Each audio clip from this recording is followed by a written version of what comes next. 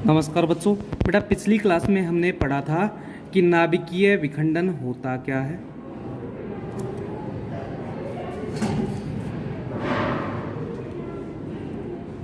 इसके अलावा पढ़ा था नाभिकीय संलयन क्या होता है। हमने नाभिकीय विखंडन पढ़ लिया था और नाभिकीय संलयन पढ़ लिया था।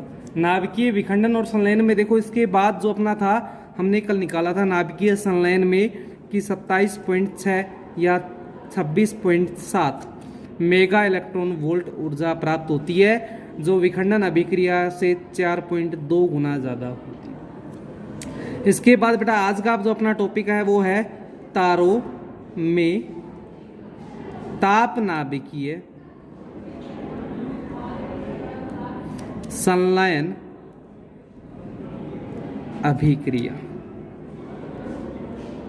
बेटा तारों में भी देखो, सूर्य भी क्या होता है, एक तारा होता है। तो हम सूर्य के लिए ताप नाभिकीय संलयन अभिक्रिया पढ़ेंगे कि सूर्य की जो ताप नाभिकीय संलयन अभिक्रिया होती है वो उसमें होता क्या है। बेटा सूर्य पर देखो हाइड्रोजन होता है, उसकी अधिकता होती है। हाइड्रोजन परमाणु सूर्य पर सबसे ज़्यादा होता है। इस हाइड्रोजन परमाणु के आधार पर सूर्य पर जो ताप नाभिकीय संलयन अभिक्रिया होती है उसको दो चक्रों में बांटा जाता है। एक चक्र होता है कार्बन नाइट्रोजन चक्र और दूसरा जो चक्र होता है ये अपना होता है इसके अलावा प्रोटॉन चक्र। एक तो हो गया कार्बन नाइट्रोजन चक्र और एक क्या हो गया प्रोटॉन चक्र। बेटा दोनों ही चक्रों में होता क्या है, 4 हाइड्रोजन परमाणु मिलते हैं और एक हीलियम परमाणु का निर्माण करते हैं। मतलब 4 हाइड्रोजन परमाणु मिलकर एक हीलियम परमाणु का क्या करते हैं, निर्माण करते हैं। अब इसमें देखो होता किस प्रकार से कि 4 हाइड्रोजन परमाणु मिलकर एक हीलियम परमाणु का निर्माण कैसे करते हैं। इसके 2 चक्र हैं, एक तो अपने पास है कार्बन नाइट्रोजन चक्र और दूसरा है प्रोटॉन चक्र। ठीक है, पहले जो हम पढ़ेंगे वो है अपना पहला कार्बन नाइट्रोजन चक्र। बेटा इस कार्बन नाइट्रोजन चक्र में देखो होता क्या है, इसकी अभिक्रिया मैं आपको समझा रहा हूं कि सबसे पहले देखो एक हाइड्रोजन परमाणु होता है। ये एक हाइड्रोजन परमाणु एक कार्बन परमाणु के साथ अभिक्रिया करता है। मतलब 1H1 किससे अभिक्रिया करता है, 6C12 के साथ। अब इससे अभिक्रिया कर ये बनाता क्या है, 6 और 1 हो गए 7 नाइट्रोजन और ये हो गया 13। और बेटा साथ में यहाँ पर उत्सर्जित होती है ऊर्जा। ठीक है, अब होता क्या है, जो अपने पास हमें नाइट्रोजन परमाणु मिला 7N13, ये वापस किस में परिवर्तित होता है, कार्बन में, और ये होता है 6C13 में परिवर्तित। बेटा देखो ऊपर तो द्रव्यमान संख्या दोनों की बराबर है लेकिन परमाणु क्रमांक दोनों के अलग अलग है। मतलब यहाँ पर एक कण उत्सर्जित होगा और वो जो कण यहाँ पर उत्सर्जित हो रहा है वो कण अपने पास कौन सा होता है, वो होता है पॉजिट्रॉन, यानी कि कह दो β1 β0। और बेटा पॉजिट्रॉन के साथ हमेशा उत्सर्जित होता है कण न्यूट्रिनो और साथ में क्या होती है, ऊर्जा। अब होता क्या है, जो 6C13 अपने पास था ये 6C13 वापस एक हाइड्रोजन परमाणु के साथ क्रिया करता है और जब ये हाइड्रोजन परमाणु के साथ क्रिया करता है तो नाइट्रोजन परमाणु का निर्माण करता है और प्लस में हमें मिलती है ऊर्जा। इसके बाद होगा क्या, अपने पास ये जो नाइट्रोजन परमाणु है ये वापस बेटा एक हाइड्रोजन परमाणु से क्रिया करता है और जब ये हाइड्रोजन परमाणु से क्रिया करेगा तो अपने पास यहाँ से एक ऑक्सीजन परमाणु हमें प्राप्त होता है 8O15 और प्लस में बेटा यहाँ पर मिलती है ऊर्जा। ये जो 8O15 अपने पास परमाणु था ये परमाणु वापस एक हाइड्रोजन परमाणु से क्रिया करता है और यहाँ से बनता है एक हीलियम परमाणु 2He4 और प्लस में बनता है 6C12। देखो ऊपर का बेटा देखो हो गया लेकिन इससे पहले होता क्या है, जो 8E ऑक्सीजन 15 अपने पास होता है ये वापस बदलता है बेटा सबसे पहले एक नाइट्रोजन परमाणु में और प्लस में यहाँ से एक बीटा उत्सर्जित और होता है और बीटा के साथ होता है न्यूट्रिनो, प्लस में क्या होती है, ऊर्जा। अब ये जो 7N15 अपने पास था ये वापस एक हाइड्रोजन से क्रिया करता है और किसका निर्माण करता है बेटा, ये हाइड्रोजन से क्रिया करेगा तो यहाँ से बनेगा 2He4 प्लस में 6C12 और बेटा प्लस में यहाँ से प्राप्त होती है ऊर्जा। ठीक है, अब आगे होता क्या है बेटा, जो ऊर्जा हमें यहाँ से प्राप्त हो रही है उसके मान के अनुसार यहाँ पर जो मान आएगा वो होता क्या है कि ये अभिक्रियाएं अपनी सारी की सारी होती है और इन अभिक्रियाओं को जोड़ने के पश्चात क्या होता है, अपने पास नई अभिक्रिया हमें प्राप्त होती है। और जो नई अभिक्रिया बेटा हमें यहाँ पर प्राप्त होगी वो नई अभिक्रिया क्या होती है, तो देखो अपने पास ये आपस में कैंसिल हो गए तो लास्ट में बचेंगे देखो 1H1 प्लस में 1H1 प्लस में 1H1 प्लस में 1H1। 4 हाइड्रोजन परमाणु मिलते हैं और एक हीलियम परमाणु का निर्माण करते हैं और एक हीलियम परमाणु के निर्माण के पश्चात यहाँ पर अपने पास बचता क्या है, तो यहाँ पर देखो बेटा 2 बार तो अपने पास बीटा कण उत्सर्जित हो गए, तो ये हो गए 2 बीटा, प्लस में 2 हो गए न्यूट्रिनो और प्लस में होती है यहाँ से ऊर्जा और इस ऊर्जा का मान होता है बेटा 26.7 मेगा इलेक्ट्रॉन वोल्ट। ये होता है अपना कार्बन नाइट्रोजन चक्र। और कार्बन नाइट्रोजन चक्र में होता क्या है अपने पास कि जो 4 हाइड्रोजन परमाणु थे पहले वे नाइट्रोजन पर वो कार्बन परमाणु से क्रिया करते हैं और कार्बन परमाणु से क्रिया करने के पश्चात वो आगे आपस में क्रिया होती रहती है। कार्बन से नाइट्रोजन बनता है, नाइट्रोजन से ऑक्सीजन बनता है और वो आपस में आगे क्रिया कर कर लास्ट में हमें 4 हाइड्रोजन परमाणु से क्या प्राप्त होता है, एक हीलियम परमाणु प्राप्त होता है। अब हम देखो अगला जो चक्र अपने पास होता है वो होता है बेटा कौन सा चक्र है, अगला अपने पास जो चक्र आ रहा है वो होता है प्रोटॉन प्रोटॉन चक्र। तो अगला चक्र अपने पास है प्रोटॉन प्रोटॉन चक्र। ये जो प्रोटॉन प्रोटॉन चक्र होता है इसमें होता क्या है, 4 हाइड्रोजन वही मिलेंगे और एक हीलियम परमाणु का निर्माण करता है। ये इससे आसान, इसमें होता क्या है, एक हाइड्रोजन परमाणु दूसरे हाइड्रोजन परमाणु के साथ क्रिया करता है और एक निर्माण करता है एक न्यूट्रॉन का और प्लस में यहाँ से बेटा एक बीटा कण हमें प्राप्त होता है, प्लस में बीटा के साथ आता है न्यूट्रिनो और प्लस में हमें मिलती है ऊर्जा।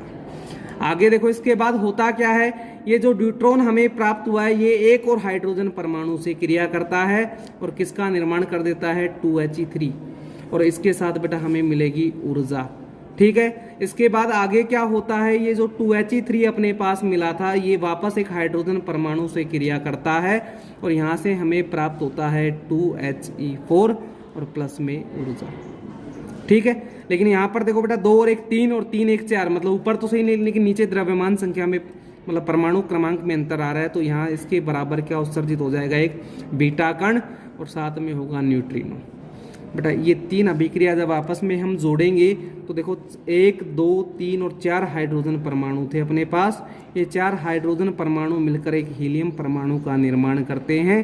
प्लस में यहाँ से हमें 2 बीटा कण मिलते हैं और 2 न्यूट्रिनो मिलते हैं और प्लस में क्या मिलती है, ऊर्जा मिलती है और ये जो ऊर्जा होती है कितनी होती है 26.7 मेगा इलेक्ट्रॉन वोल्ट। इस आधार पर वैज्ञानिकों ने क्या कहा था कि सूर्य पर ताप नाभिकीय संलयन अभिक्रिया के द्वारा 4 हाइड्रोजन परमाणु मिलकर एक हीलियम परमाणु का निर्माण करते हैं और ये जो हीलियम परमाणु का यहाँ पर निर्माण हो रहा है ये हीलियम इस निर्माण से अत्यधिक मात्रा में ऊर्जा प्राप्त होती है।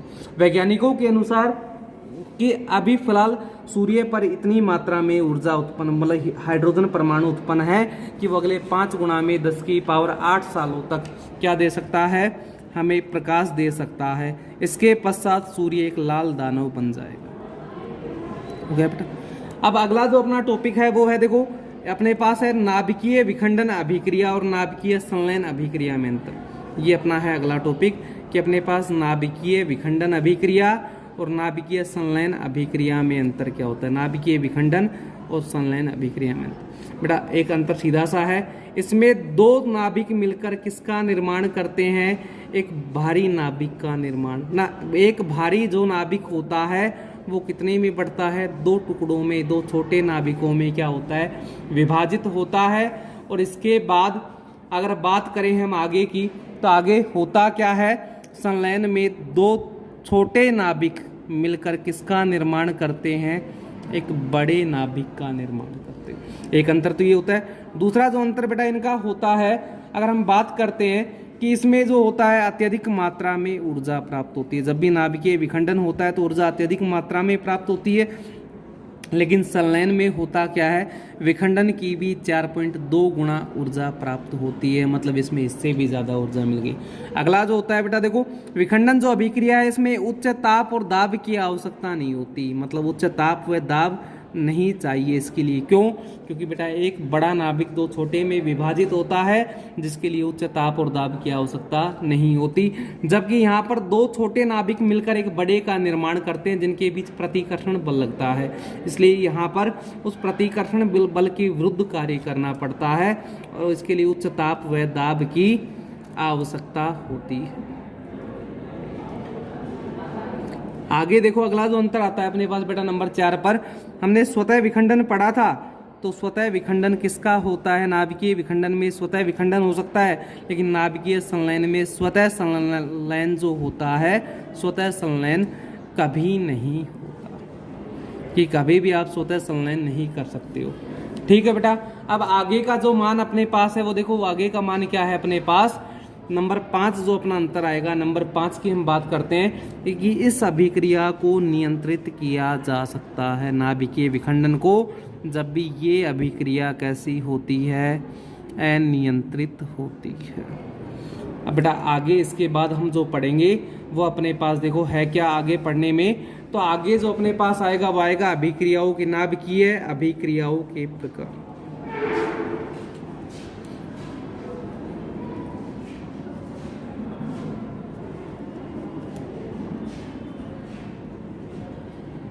बेटा नाभिकीय अभिक्रियाओं के प्रकार को हम दो भागों में बांटते हैं, दो प्रकार से बांटा जाता है, और जो दो प्रकार अपने पास होते हैं वो कौन कौन से होते हैं? एक तो क्रिया विधि के आधार पर नाभिकीय अभिक्रियाओं को बांटा जाता है, क्रिया विधि के आधार पर, और दूसरा अपने पास होता है प्रक्षेप्य द्रव्यमान के आधार पर। एक तो क्रिया विधि हो गया और एक हो गया प्रक्षेप्य द्रव्यमान के आधार पर हम किसको बांट सकते हैं? नाभिकीय अभिक्रियाओं को बांट सकते हैं। और बेटा इसमें पहला जो हम पढ़ेंगे वो आएगा क्रिया विधि के आधार पर, और क्रिया विधि के आधार पर अभिक्रियाओं को 8 भागों में बांटा जाता है। इन 8 भागों में बेटा अगर मैं पहले की बात करता हूँ, पहला जो होता है वो होता है अपने पास प्रत्यास्थ प्रकीर्णन अभिक्रिया, मतलब 8 भागों में पहली होती है प्रत्यास्थ प्रकीर्णन अभिक्रिया। इसमें होता क्या है बेटा कि केवल दिशा परिवर्तित होती है, मतलब अभिक्रिया के पहले और पश्चात केवल क्या परिवर्तित होती है? दिशा परिवर्तन होता है। जैसे रदरफोर्ड प्रकीर्णन था अपने पास, रदरफोर्ड प्रकीर्णन में केवल क्या परिवर्तन होती थी? दिशा। मतलब देखो कैसे, इसका एग्जाम्पल 2He4 प्लस में क्रिया करेगा ये किसके साथ? 79Au197 के साथ ये क्रिया करता है, तो इसके केवल दिशा परिवर्तन होगा, मतलब पहला वाला दूसरे की जगह पर आ गया और दूसरा वाला किसकी जगह पर आ जाएगा बेटा? पहले की जगह पर, और पहले की जगह पर आ गया 2He4। ठीक है, इतना काम हो गया। अब आगे का देखो बेटा, आगे होता क्या इसके बाद अपने पास मान, दूसरी जो अपनी अभिक्रिया होती है वो होती है अप्रत्यास्थ प्रकीर्णन अभिक्रिया। नंबर 2 पर कौन सी आएगी? अप्रत्यास्थ प्रकीर्णन अभिक्रिया। और अप्रत्यास्थ प्रकीर्णन अभिक्रिया में होता क्या है कि जो प्रक्षेप्य कण होता है, जो टक्कर करता है, वो अपनी कुछ ऊर्जा किसको दे देता है?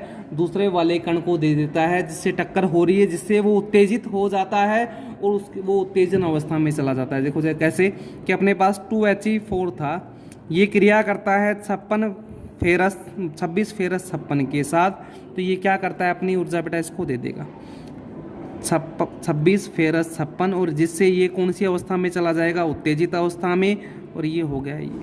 अब बेटा जब भी कोई परमाणु उत्तेजित अवस्था में होता है या नाभिक उत्तेजित अवस्था में होता है तो गामा किरणों का उत्सर्जन करता है, और गामा किरणों के उत्सर्जन के पश्चात वो कौन सी अवस्था में आ जाता है? स्थायी अवस्था में आ जाता है, मतलब संतुलित अवस्था में आ जाता है। हो गया। अगली जो अपनी अभिक्रिया होगी, अगली अपनी होती है बेटा नंबर 3 पर जो अभिक्रिया आती है वो होती है विकिरण प्रग्रहण। विकिरण प्रग्रहण अभिक्रिया। बेटा विकिरण प्रग्रहण में क्या होता है? नाभिक जो होता है वो उस कण का अभिग्रहण कर लेता है, मतलब उस कण को अवशोषित कर लेता है, जिसकी उससे हम टक्कर करवाते हैं। जैसे कैसे अपने पास था एक 6C12, 6C12 पर हमने एक प्रोटॉन कण की संघात कराया, प्रोटॉन कण की टक्कर करवाई, 1p1 हो गया। जब ये इससे टक्कर करता है तो इसको अवशोषित कर लेता है और क्या बन गया 7n13 और प्लस में यहाँ पे गामा किरणें उत्सर्जित हो जाती है। ये 3 अभिक्रिया हमने पढ़ ली बेटा। इन 3 अभिक्रियाओं के बाद जो अगली अपनी आएगी वो होती है फोटो विखंडन। अगली जो अपनी अभिक्रिया होती है वो कौन सी होती है? फोटो विखंडन अभिक्रिया होती है। और फोटो विखंडन अभिक्रिया में होगा क्या उसको समझो बेटा।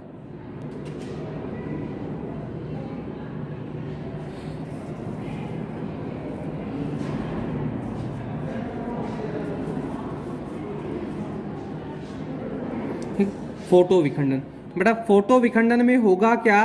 तो ये समझो अगली जो अपनी अभिक्रिया है वो फोटो विखंडन। फोटो विखंडन अभिक्रिया में होता क्या है? नाभिकी जो नाभिक होती है वो उच्च ऊर्जा के फोटोन को अधिग्रहण करती है, मतलब उच्च ऊर्जा का फोटोन अवशोषित करती है जिससे अभिक्रिया होती है। जैसे 1s2 अपने पास था, ये गामा किरण को अवशोषित करती है और गामा किरण को अवशोषित करने के पश्चात ये बढ़ जाती है 1h1 प्लस में 0n1 में, मतलब एक न्यूट्रॉन कण हमें यहाँ से प्राप्त होता है, एक हाइड्रोजन मिलता है और गामा अवशोषण हो जाता है। अगला जो अपने पास होता है वो होता है नंबर 5 पर आता है अंशहरण। अंशहरण अभिक्रिया बेटा, जैसे इसके नाम से पता चल रहा है कि अंशहरण का मतलब क्या होगा कि जो प्रक्षेप्य कण होता है अपने पास जिसकी टक्कर करवाई जाती है, ये प्रक्षेप्य कण अपना कुछ अंश किसको दे देता है? अपना कुछ अंश दूसरे नाभिक को दे देता है जिससे उसकी क्रिया करवाई जाएगी। तो इसमें होता क्या है देखो, अपने पास एक एग्जाम्पल था 29Cu63, इससे क्रिया करता है एक ड्यूट्रॉन परमाणु और जब ये क्रिया करता तो अपने पास आता है 29Cu64 प्लस में 1H1, मतलब इसने अपना एक जो न्यूक्लियन कह दो आप, न्यूक्लियन में प्रोटॉन भी होते हैं और न्यूट्रॉन इसने किसको दे दिया? Cu को दे दिया, जिससे उसकी द्रव्यमान संख्या में क्या होगा? परिवर्तन। अगली जो अपनी अभिक्रिया होती है वो होती है भारी आयन अभिक्रिया। भारी आयन अभिक्रिया बेटा, भारी आयन अभिक्रिया में होता क्या अपने पास कि जो अणु होते हैं, प्रक्षेप्य का कण होता है वो एक भारी कण होता है। जैसे माना अपने पास एक था 13 एल्यूमिनियम 27, इस पर जो प्रक्षेप्य कण था वो भारी था, मतलब 6C12 था जो उससे क्रिया करता है और दोनों क्रिया कर देखो 13 और 6 19, मतलब किसका निर्माण करते हैं? पोटेशियम का। ऊपर आ गया 38 प्लस में मिलता है एक न्यूट्रॉन कण। ये होती है अपनी भारी। नंबर 7 पर जो होती है अपनी वो होती है नाभिकीय विखंडन अभिक्रिया, जिसके बारे में हम पढ़ चुके हैं। अगली जो होती है वो होती है नाभिकीय संलयन अभिक्रिया, इसके बारे में भी हम पढ़ चुके कि नाभिकीय संलयन अभिक्रिया होती क्या। अब बेटा बात करते हैं इसके बाद, ये तो था अपना किसके आधार पर था? ये सारे के सारे थे अपने क्रियाविधि के आधार पर। अगला जो अपना आएगा वो आता है प्रक्षेप्य के कण के द्रव्यमान के आधार पर, यानी प्रक्षेप्य के कण के द्रव्यमान के आधार पर, प्रक्षेप्य कण के द्रव्यमान के आधार पर जो अभिक्रिया होती है बेटा वो 4 प्रकार की होती है। और 4 प्रकार में देखो होता क्या है, एक तो जब उसको प्रोटॉन के द्वारा प्रेरित किया जाता है, किसके द्वारा प्रेरित करोगे? प्रोटॉन के द्वारा। दूसरे में किसके द्वारा प्रेरित हो जाएगी? वो न्यूट्रॉन के द्वारा प्रेरित हो जाएगी। तीसरे में वो किसके द्वारा प्रेरित हो जाएगी? ड्यूट्रॉन के द्वारा प्रेरित हो जाएगी। और चौथे में बेटा अल्फा कण के द्वारा प्रेरित हो जाएगी।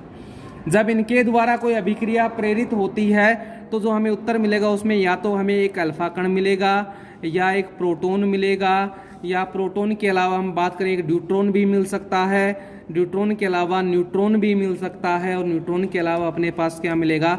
लास्ट में गामा किरण भी मिल सकती है। जैसे प्रोटॉन वाले में बात करते हैं कि जब 1H1 मतलब एक हाइड्रोजन परमाणु किससे क्रिया करता है बेटा? एक लिथियम परमाणु से क्रिया करता है, तो क्या बनता है?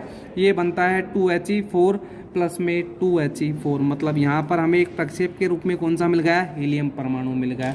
ठीक है, और देखो इसमें क्या हुआ था, एक हाइड्रोजन परमाणु आया था, ये था प्रोटॉन के द्वारा प्रेरित।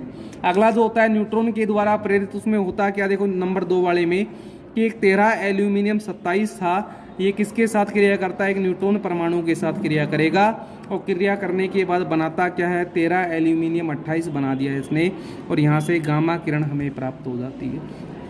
तीसरा आएगा अपने पास कौन सा था? ड्यूट्रॉन के द्वारा। ड्यूट्रॉन में होगा क्या? एक परमाणु था 6C13, ये क्रिया करता है एक न्यूट्रॉन परमाणु से 1s2 से, और जब ये इससे क्रिया करेगा तो अपने पास क्या बनेगा, यहाँ पे बन जाएगा 7n13 प्लस में एक नाइट्रोजन परमाणु हमें प्राप्त हो जाता है।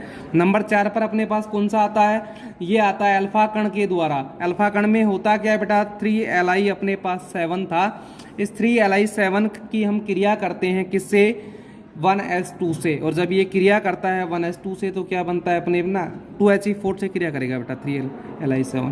क्यों, क्योंकि अपने पास कौन सा है, अल्फा कण के द्वारा तो क्रिया करेगा, तो ऐसी स्थिति में निर्माण करता है 5 बोरोन 11 और प्लस में यहाँ से भी मिलता है गामा का। मतलब ये जो अभिक्रियाएं हमें प्राप्त हो रही है, इन अभिक्रियाओं में प्रत्येक में हमें गामा कण प्राप्त होता है, या अल्फा कण प्राप्त होगा, या प्रोटॉन प्राप्त होगा, या न्यूट्रॉन प्राप्त होगा। ठीक है, ये बेटा अपने पास अभिक्रियाएं होगी। इनके बाद अगली क्लास में हम पढ़ेंगे कि नाभिकीय अभिक्रियाओं में जो संरक्षण होता है वो किस किस का होता है, आवेश का कैसे होता है, द्रव्यमान का कैसे होता है, संवेग का कैसे होता है, सारा हम अगले में पढ़ेंगे। मुख्यतः 5 प्रकार के संरक्षण होते हैं। कौन कौन से, आवेश का संरक्षण, द्रव्यमान संख्या का संरक्षण, रेखीय संवेग का संरक्षण, कोणीय संवेग का संरक्षण, और लास्ट में द्रव्यमान ऊर्जा का। बेटा द्रव्यमान संख्या हमेशा संरक्षित रहती है, आवेश भी हमेशा संरक्षित रहता है, ये हमने पढ़ा है पहले, बाकी हम पढ़ेंगे अगली क्लास में। ठीक है बेटा, थैंक यू।